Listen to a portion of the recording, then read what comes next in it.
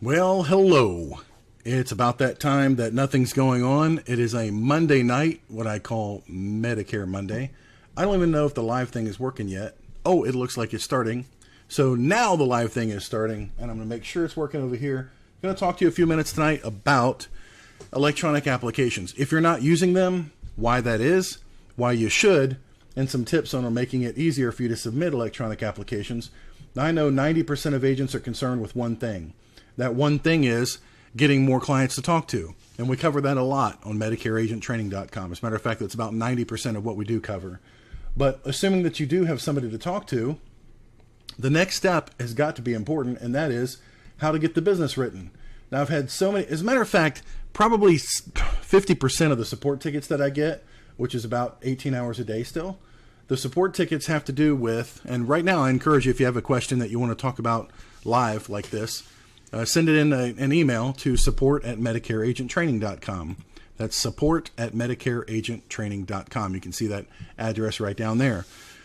But most of the questions that I get in support have to do with, hey, I've got this situation. What do I need to write? What company would I write that would take this person? Or worse, I get these all the time. Hey, I submitted a case and it got declined because the person's taken this drug. Well, guess what? That drug was on the underwriting guide. It was on the agent guide. And as a licensed and appointed agent with that carrier, it is your responsibility to be a field underwriter. It costs these companies money to process every one of these applications. And to the extent that you're not checking whether or not this person qualifies for the company is on you. You really, really, really have to check to see what's going on with the person and if they're going to be approved or not. And if you're not, then that's just shame on you. If the information's available to you, it's not my responsibility or the person sitting in underwriting's responsibility to get that information to you on a case-by-case basis. You are supposed to, if you're going to get appointed with these companies, go ahead and take it upon yourself to learn the underwriting guide, to learn the health questions, and just eliminate those people who can never be qualified in the first place. All right, so let's just cover that real quick. First things first, understand the freaking underwriting guide. You've got to understand the underwriting guide. Now, in my company, we write 4 carriers primarily, like all the time. So when you're writing those 4 carriers all the time, it doesn't take too long of studying those underwriting guides and having them available for you on your desk that you become an expert on what those companies are going to take. Now, if you've got some real weird off-the-wall case and you have no idea where to put them, sure, send me a support ticket question to support@MedicareAgentTraining.com, and I'm happy to help, happy to give you some advice or something that we've found that might be working. I'm going to check the sound right now on my other computer and make sure this is working. So if you give me 1 second just to make sure. Ticket question. Yay, it's working. There's nothing worse than talking for a long time and then finding out it's not working.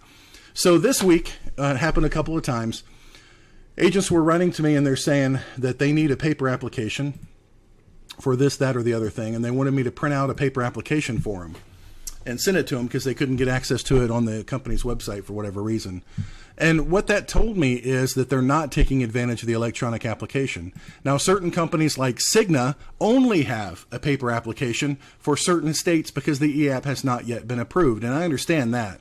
And we hate doing those paper applications. Matter of fact, during AEP, we had one situation where a person had 6 different problems back and forth between us and Cigna, back and forth, back and forth. And they seemed to catch a new problem with the paper every single time, which left everybody in my office with the impression they just don't want this case. It was an open enrollment case. The address was wrong. The date was wrong. The time it was signed was wrong. All this kind of stuff was just absolutely bizarre. But anyway, getting past that, why is it that you want to, in every case you can, submit an electronic application instead of a paper application? So twice this week, I've had agents telling me that they want the paper application. One was a gentleman who told me that for 40 years, he's submitted paper applications and sees no reason to change after 40 years of being in the industry. Well, we've come up with a few things since then. We've come up with cell phones, text messaging, the internet, and the ability to do things back and forth online with so much ease and simplicity. As a matter of fact, Aetna did a study about 3 years ago and came out right with the launch of their electronic application with the study that said 40% of all their applications coming into new business were wrong. What they called not in good order, NIGO. That means it's not going anywhere. 40% of the paper applications. Now, the fax machine was invented over 100 years ago. That's right, the fax machine. Over 100 years ago, right after the telegraph, you could send and receive paper documents back and forth. Do you and your business, if you want to be up on technology and make things easier for you, do you want to be the one that's still using 100-year-old technology? Or do you want to be the person that's using today's technology, which, guess what? It actually is better. It'll speed up your cases. It'll speed up the issue time. And guess what happens when you fax in a paper application? Somebody at the home office has to sit there and type in all the data and they hope that the resolution on the fax, which is 150 pixels by 150, it's horrible resolution on a fax, is going to be keen enough that they can decipher your scribble scratch and input it correctly using an electronic application. So if you want your business subject to 40% error rate and the things being delayed by at least a week with some carriers, even right now, if you send in paper, you're going to wait a week before that paper can be translated into an electronic application. Why not just take the time to learn the electronic application process from the beginning? It will save you tons and tons of time of back and forth. See me, I'm a weird personality where if I hit my head on something once, I might say, you know what, I need to address that. I need to fix that. That's a weakness in my life. If I hit my head on it twice, even more of a reason I need to really address that. And if I do it 3 times, then I'm like, okay, let's stop everything. Let's go fill this thing out. Let's figure it out. Let's do it online and muddle through it. And then the 4th time, I'm doing a screen share and recording it so I can share it with somebody else so they can save them some time and energy. But I'm telling you, the electronic application, if you're not using it, you're wrong. You have to use electronic applications now.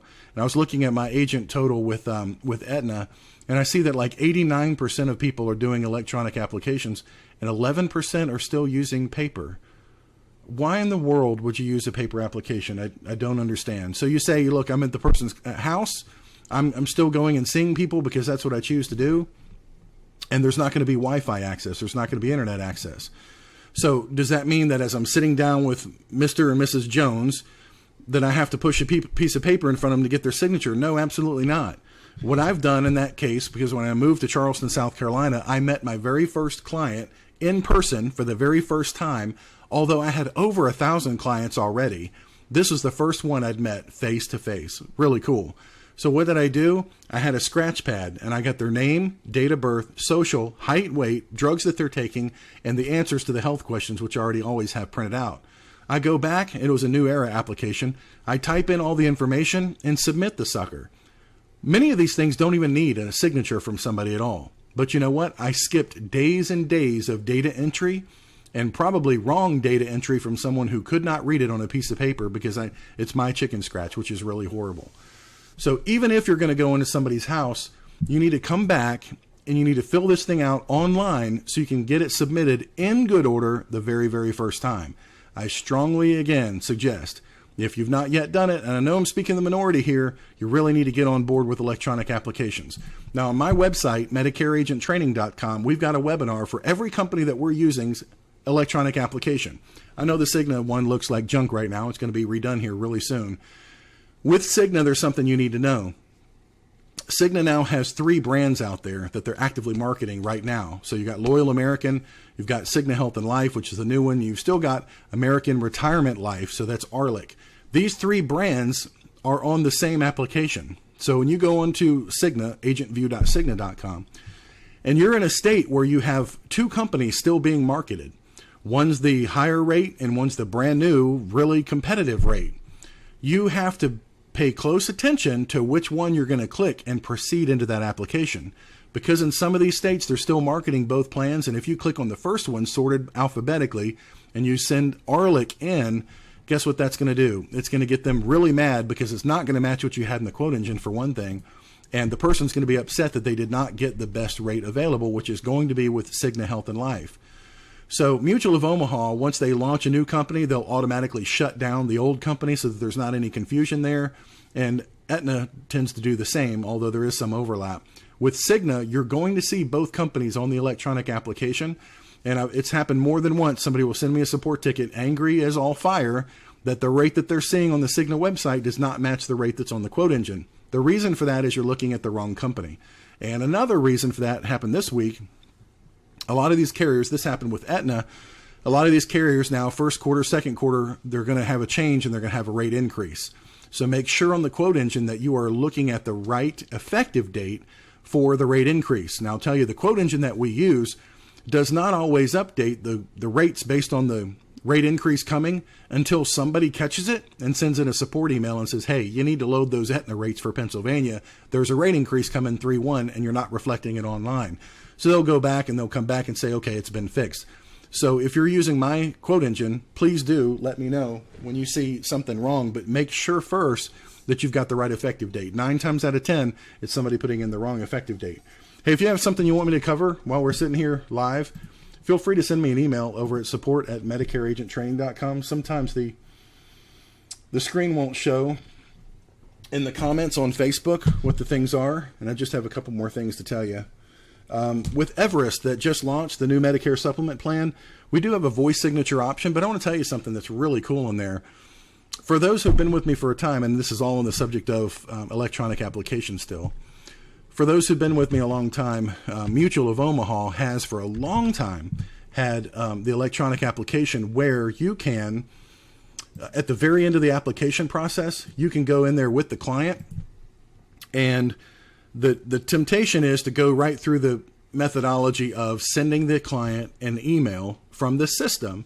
Then the client waits for the email, they get the email, they click the link, and they go onto the website, they log in, and based on that login, now they're going to complete the last part of the application. Well, our people, as you know, are on a screen share with us. We're doing this as a team effort. We're recording the call, we're recording the screen, we're doing the whole thing with the client from start to finish. When that happens, at the very end of the Mutual application, it gives you a website link too. Now, first it'll say, hey, your client's getting an email, and that email will allow them to finish the signature process. But it also says you can go to signyourmedicareapp.com or whatever it is and log in as the client and finish that. Well, with the client on the screen share, you can go with them and finish that kind of an application. Well, what's neat is the TPA that's doing the Everest one and also Americo and also CSI, you can go in there and at the very end of the application process, assuming you're doing the screen share with the client's with you, the client's part of the process with you, it gives you another website link. And rather than, fire and forget, just waiting for the client to go out there and do it on their own, you can cooperatively with the client go in there and finish the application right then. And I call it moving seamlessly into transition from application to signature mode. And all you're going to need is their date of birth and their zip code, and boom, you're in there as a client with the client. You can turn the screen over to them and let them fulfill the last part of it. One of the worst things that's always happened, and I've got this recorded webinar from years ago on Mutual, they're talking about what happens when a client thinks that they've signed it, they think that they've sent everything in, but in actuality, it was just an email sent to them from the system, and they never fulfilled their part of the obligation of getting it on there. And I think it's bad for us to assume somebody 68, 72, 76 years old is going to figure out how to go in and log in as themselves and create a new login if that's necessary, and then complete the signature option. It's not real cool to rely on somebody to do all that themselves. So I encourage you, go in and do the electronic application with the client, fill that sucker out together, and then at the end of the signature page, even though it says it's sending them an email, look for that little link that you can cooperatively continue in your signature process and do it with the client as the client. Good one, huh? So, see if we have any brand new support tickets, because these are always fun, especially if we're going to do them live together. You'll probably get a kick out of them. I've had a bunch of them tonight that are neat, like what phone do I use? What caller ID do I use when calling somebody? Here's another one. What is the predictive dialer that we use? And that discount is on the benefits of membership on our website. Somebody asked recently, what is the company that we use for the data? We have a discount with them. By the way, they just had a major update today on their data. It was supposed to have been done Friday. It was just done today. So if you've been using the data source that we use for the discounted data, now you need to go back and look at that again. So if you're working off of data that was pulled last week or something, really go back and discard everything you've done, load up the new stuff, and then just do a filter against, calling people that you've already whittled out, which you can do in your predictive dialer. So the data is brand new. And let's see. Oh, so the applications I talked about, the electronic applications, we've got it on my website, like a walkthrough of every company's application over on MedicareAgentTraining.com. One of the challenges is companies like New Era and Aetna have recently made small modifications, small tweaks to their applications such that it is the same application. It's just got a different graphic interface on there. One difference to that is that New Era Life, also known as Philadelphia American or Philadelphia American of the Midwest, New Era of the Midwest. Anyway, that company now asks you for drug questions. They want to know what drug is being taken, and they're going to look and see what drugs the person's taking and mirror that up to the new underwriting guide. Now, if you're not privy to that, we covered that, and it's also available for download on MedicareAgentTraining.com where you can see that. And one more thing that's brand new, let me see if I can get here to show you this. This is kind of cool. Over on MedicareAgentTraining.com, we have a new thing, but it's taken a lot of energy and effort to put that in there. So let me get there real quick so you can see. If you go into a training section and you go to training area, Medicare supplements. Now, we've had the underwriting questions, and that's health questions from some of the applications. The challenge there is in certain states, they have different state-specific application questions. So that's not a good source to rely on for all the applications and questions that are out there. What is good, however, is if you look on underwriting guides. So we have the underwriting guides, which are the same across the country, available for many carriers that are out there, including but not limited to the new Aetna one, Americo, Cigna, including their drug list, which you really have to have their drug list like printed out at your desk all the time for all the carriers. CSI, Equitable, Everest, the brand new one. We've got their underwriting guide available 24/7, so you don't have to log in somewhere and dig around for it. Specifically, the one for Manhattan Life seems to be really difficult for people to locate for whatever reason. So you can download it here and take a look at that. And as always, when you're downloading and you're looking at a PDF application, it's always good to know how to search through that thing so that you can not waste time. Like on this application, it just downloaded. And if you're using Adobe Acrobat, if you go on the top right-hand side, which is in most of the versions there, and just do a search for whatever you're looking for. Same thing with MedicareAgentTraining.com. You can go search the website with the search box and find exactly what it is you're looking for. Hang on one second.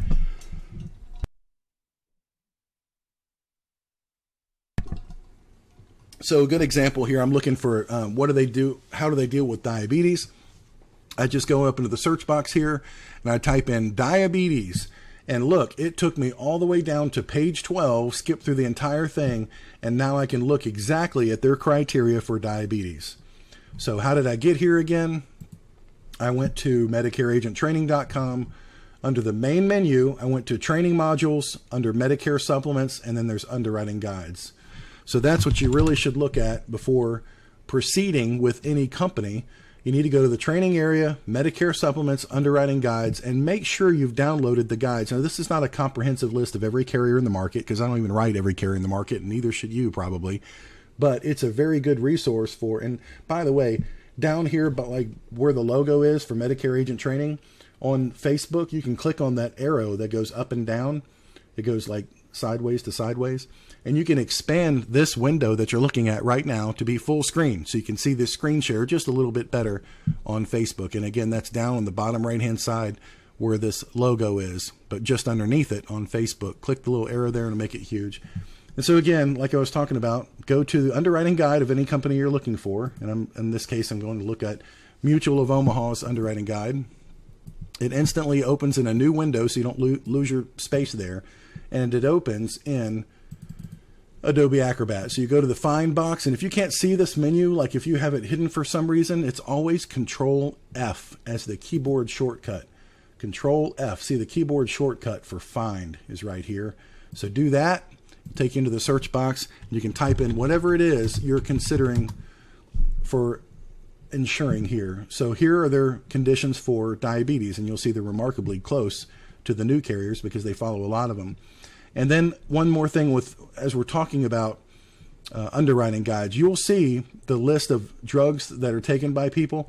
And sometimes there's a dual use drug. So if you look at Nereol, or whatever this is, down here on the right-hand side, it's for immunosuppression, but it's also for arthritis. It's a dual purpose drug. So you could look at prednisone, which is the oral steroid. It could be for rheumatoid arthritis or COPD, and in this case, it's going to be a decline for both of those. But sometimes these are dual use drugs. So just sometimes you'll see the drug listed here, but it's not the reason why they're taking the drug. And so it might be a different reason that they found for this particular drug. If that's the case, I encourage you to call underwriting at that point and say, look, I've got somebody taking this drug, but it's not for the reason that you listed here. It's for a different reason. Would you consider that? And in many cases, if the condition that's being treated is not the drug that you're looking at, why it's on this list, they will consider that person. And, you know, it's just like life insurance. If you ever had any life insurance training, a very good idea always with life insurance is to expound on the case in the best possible light. And what do I mean by that? I mean, you need to write an agent cover letter, if you will, for lack of a better word. And the cover letter can be in the agent notes that talks about this person is whatever good aspects you can come up with the person, if it's real. They have great high blood pressure, height and weight. They exercise all the time, always healthy, very active lifestyle. All of those things are considered when you've got what's otherwise considered to be a borderline or a gray area case. If they're taking a dual purpose drug and it's not for something that's listed on there, you need to still put that client in the best possible light. It'll probably get 3 seconds with an underwriter, but your agent notes in there could be the tipping point as to whether or not that person's going to be approved. And so many agents just leave that completely blank. Well, don't. If it's an underwritten case and the person's taking drugs, I would always put in the agent notes, this person is healthy, walks all the time, walks the dog, plays on the softball team, whatever it is. Or if they had surgery and they've recovered from it, and like on Aetna, you have to list when they've been in the hospital, what they were in the hospital for. Put on there fully recovered, now active again, no side effects, no long-term lingering effects from that. Everything's fine. So you make this person into a person rather than just a black and white case. And you can do that by being descriptive and being articulate with your words to make it look like this is a good risk for the insurance company. That's our job as a field underwriter, as a licensed agent. So just take that extra step. It may mean the difference between having wasted all your time or getting a client approved. So I'm just going to see if there's any new support tickets here, and then I want to see if there's any Facebook comments down here, if I can. Sorry to be looking over my shoulder. It's kind of rude.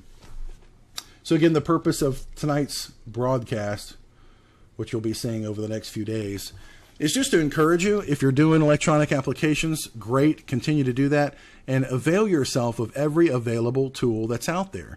And I'm going to go back to what we talk about on Medicare agent training all the time. If I hear from an agent who is talking to 5 new leads a day, and they tell me that they're not writing any business, or an agent who's putting videos out on the internet and they're not getting any leads, or a person who's talking to 25, 30 people a week and they're not getting any good appointments from it. Just got my notice. Monday total app count 8. We had 5 med subs written in the office today and 3 dental vision hearing plans. Thank you, Craig, if you're watching. It's a good slow Monday, but it's a good day. I'll take it all day long. What was I talking about? I forgot. But anyway, doing the electronic applications, got to do it. Electronic. Oh, so the underwriting guide and the health questions, there should be never a time when it's really a surprise. It should be like 5% of all declined cases where it's a surprise that it was declined. Like, oh my gosh, it looked like they met the criteria. Let me go try to advocate on their behalf. Many of the times, and Hannah said something so funny in my office the other day. CJ was talking to a client and he was like, oh, great. You sound like you're in great health. Let me ask you these health questions. Boom, boom, boom. No, no, no. Oh, sounds like you'll qualify. No problem. And Hannah whispers to me, she's like, okay, now tell me which one of those you just lied about. Because she was just so matter of fact with all the health questions. And it's a joke, but here's the thing. Seniors do sometimes stretch the truth. Or they have, as the new White House press secretary says, alternative facts. And so sometimes it's not on you. You can do everything you can, and you can set them up before the interview by saying, look, it's important that you tell me everything truthfully, because they will find it out on the back end.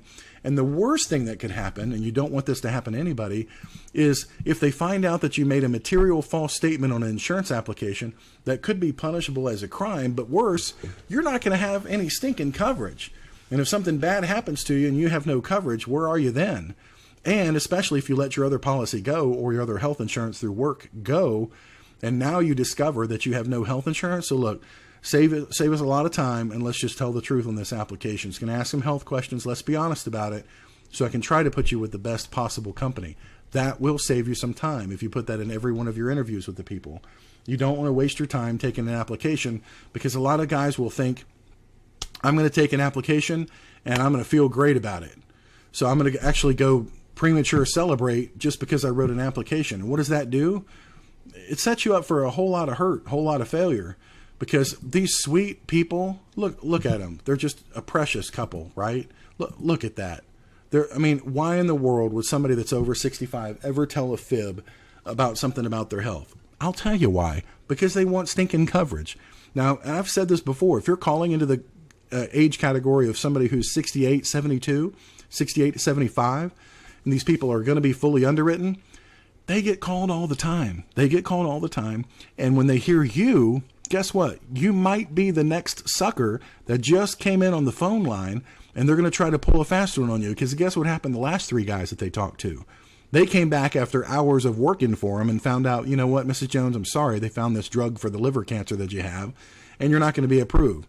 So they get to a stage, and this is it's a minority, definitely, but these are the hyper excited people that you called. You need to be aware of it. These are the people who are so excited that you called that they're going to get some insurance with you. They're going to tell you exactly what you want to hear. You got to be on guard. And one thing that I always found out is that the person who is, oh, they're over there. Hi, Mrs. Jones. Those people who are most excited, most enthusiastic about doing an application, unfortunately, it turns out that those are most of the time the people you need to be extra special skeptical about. And record your phone calls. Record your phone calls. No matter what platform you're using, you can find a way to record your phone calls, and it's going to cover you. Trust me on this. When we have a decline and we tell the client, well, the reason for the decline, if the carrier's nice enough to tell us, which we are covered under HIPAA just like the carrier is. Here we are obtaining the health information to transmit. By God, we're covered by HIPAA. And some carriers think, oh, no, I can't tell you anything. You're not a party to this. Yeah, you really are as the agent. You're covered under HIPAA and responsible for it. So when you find out what the person was declined for and you tell that person and they say, oh, well, it's not that big a deal. Yeah, but you didn't tell me about it. So had you told me about it, I could put you somewhere else. Companies are getting smart, like Cigna. They're going to ask your client, hey, were you ever declined somewhere else before? And if they saw an MIB hit for something that you're being treated for something horrible, they see the something horrible and they saw an MIB hit with Aetna 2 weeks ago, they might get a clue and realize the fact that, hey, you're going to be declined here again, and you knew about it. So do the e-app, study the underwriting guides. I showed you where you can find them on MedicareAgentTraining.com, or you can get them from the carrier, but you need to have access to that stuff if you're going to step up and be a professional in this business. It can't be where you rely on me or any other FMO that are only there from 9 to 5, Monday through Friday, and don't write cases in most of the time. But it's not up to the people that you have your contracts with to be the expert on whether or not your new client, because you've got a prospect and all you want to do is, do you want to buy? Okay, great. I'm going to go to Chris and ask him if you'd be covered. I'm going to go call Ritter and find out if somebody knows if your condition that you just got treated for is going to be covered. No. Let's be a professional and have that information at our fingertips. Put it right here on your desktop so you can click an icon if you want to with these downloaded underwriting guides, and you can answer your own question. And more importantly, you can become educated so that in the future you don't have to go look it up. You can be the expert that knows it right off the top of your head. You're diabetic and you want Mutual of Omaha. Well, let me ask you, has your insulin changed in the last 2 years? How about your blood pressure? How many units of insulin are you taking a day? Do you have any neuropathy, retinopathy, any tingling in your feet, any blurriness or loss of vision in your eyes as a result of a diabetic complication? Have you lost any limbs lately? Things that you need to know off the top of your head with the small amount of carriers that you choose to focus on is going to be critical for saving time. And if you ever want to scale your business, into writing a lot of applications, you must become an expert. Now, many people have said it takes up to 1,000 hours of concentrated, diligent study before you're considered to be an expert.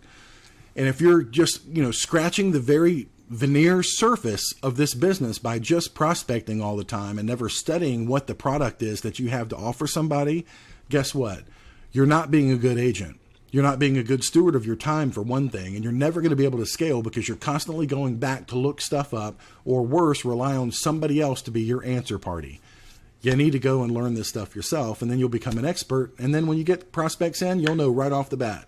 Now, remember, with the training that's on our website of the top 20% of salespeople that sell by phone, what's the most important thing you can do in order to write good business and be in the top 20%? The top thing you can do, guess what? Eliminate bad leads. I have no idea why it's doing that. You need to be still and stay in one stinking spot. So the most important thing you can do is eliminate people out of your funnel as soon as possible. The good ones you'll find out and you'll be able to take the time with and sell them. But it's the agents that are brand new that get so excited that they've got a prospect that's interested in talking to them that wastes 80% of their time with people who are not a good lead. And here's an axiom for you can take to the bank. A bad lead never turns into a good lead. If a person is a jerk, if they're lying about things and you pick up bad negative vibes from them about they're changing their story on how long they've been taking it or when their recovery is or what the doctor said, they're inconsistent consistently throughout your relationship of building rapport with them, or they just seem like a real sleazebag, they don't get better. That gets worse. I can't tell you how many people I've dealt with in this industry and every other one that when there's a jerk that you're dealing with, but you just try to, have it your way, just be nice to them, just give them whatever they need, just go out of your way to be extra nice to somebody who's taking from you over and over and over again. That never gets better. And so obviously sometimes you have to say no to people as even being clients. And so I hope for you, if you're not there already, you'll be at the place very soon where it doesn't matter. There it goes again. It doesn't matter whether you're going to lose this client because you know that they're lying to you, or you know that this person's going to be a jerk tomorrow because they're nasty the last 3 times, and it's constantly really a lot of effort for you to get through to them because they're not listening. They want to talk over you all the time.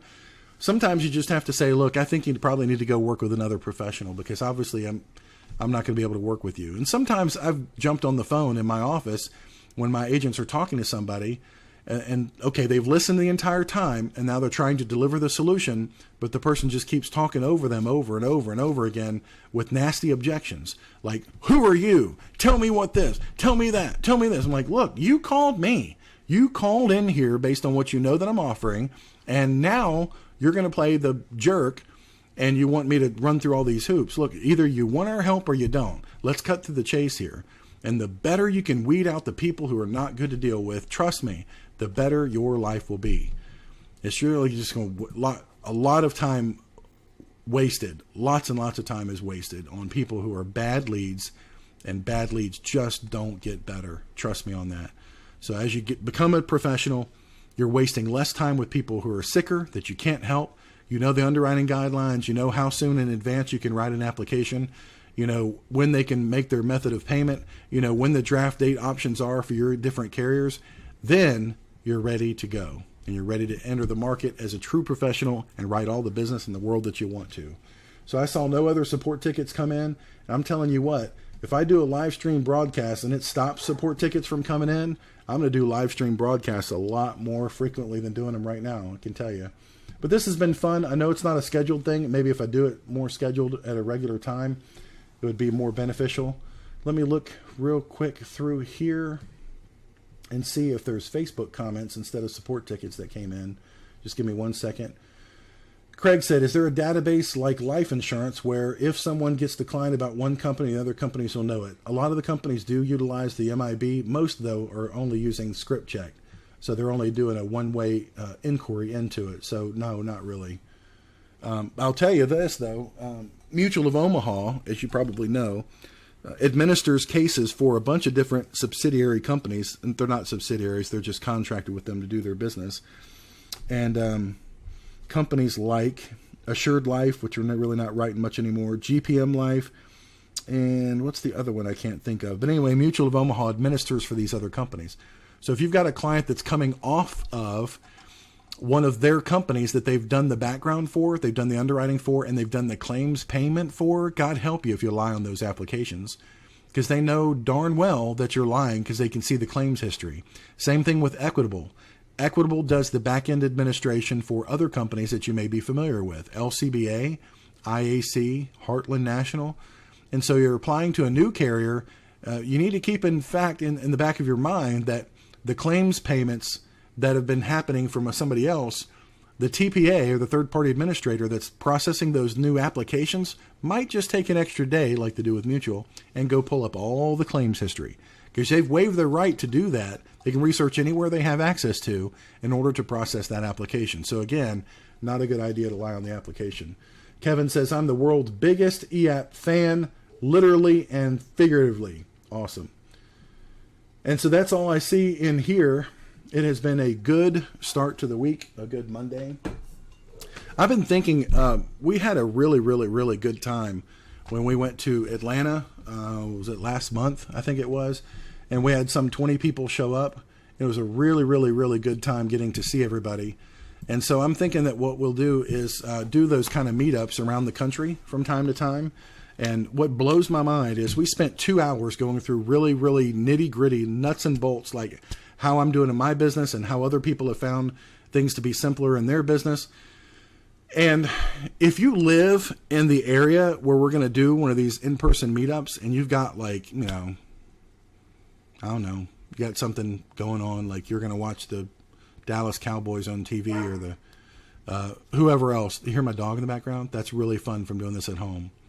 But if you've got something that's not really, really, really important, but you could get one idea that might change your business, might change your income stream, might change your life exponentially in the future, I really encourage you to get plugged into what we're doing. Because again, I get ideas from every time I get in a room with agents, something that they found out. And what I value most is not necessarily the things that they found that worked, because I've got a lot of those myself. It's the things that they've already tried that I know don't work. Here's a good example.